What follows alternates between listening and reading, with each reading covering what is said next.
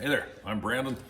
This is the Dirt Church Devotional. So let me ask you something. How do you view the messed up people in your life, those that are around you, whether they're friends or just acquaintances?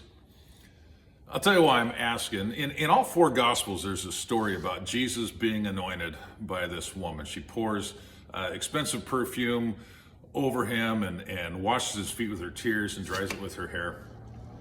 And in Mark's account of this and in Luke's account of this, we're informed about a couple of things. One, the party that is being thrown by a guy by the name of Simon the leper. Now, obviously, he's called the leper because he had leprosy at some point. He doesn't have leprosy anymore. Otherwise, he wouldn't be able to have a whole bunch of people at his house. Anyway, he's also a Pharisee.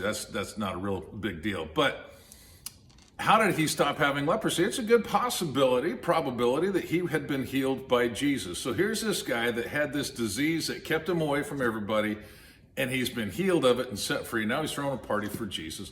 And in the middle of this party, here comes this woman that we're told had lived a sinful life. She was an unclean woman. That's really polite talk for saying she'd been a prostitute in the town. She comes in and she does this beautiful thing for Jesus, breaks this perfume over him that we're told is worth a year's wages. And it's the reaction of the people that has me going. First of all, it says in Mark's account that they rebuked her harshly. Why did they rebuke her? They rebuked her for two things. One, she wasn't doing what they weren't doing. They said, oh, this perfume could have been sold for a whole bunch of money and given to the poor. She didn't give it to the poor. They weren't giving it to the poor. She was rebuked for not doing what they weren't doing. She was also rebuked for doing what they weren't doing. She was honoring Jesus in an incredible way. She poured out a year's worth of wages.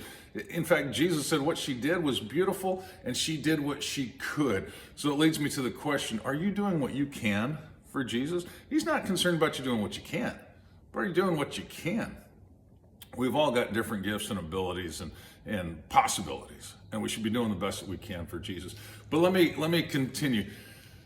Simon, the leper, the guy that I already said has been healed, he's looking at her, and in Luke's account, he says, if Jesus really was a prophet, he'd know what kind of woman this is, blah, blah, blah.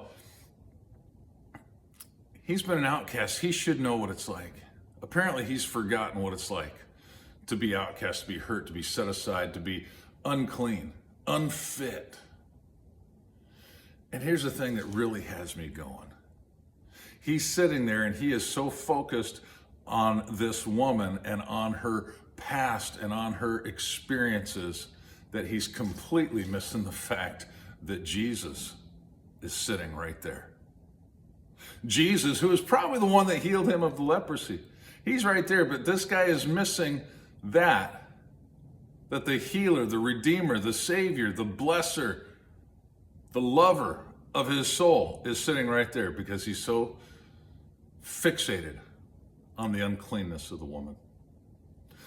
So again, I ask you, how do you deal with those that are around you? How do you view the people that you're with, the unclean and the undesirables that are in your life? Do you view them as dirty?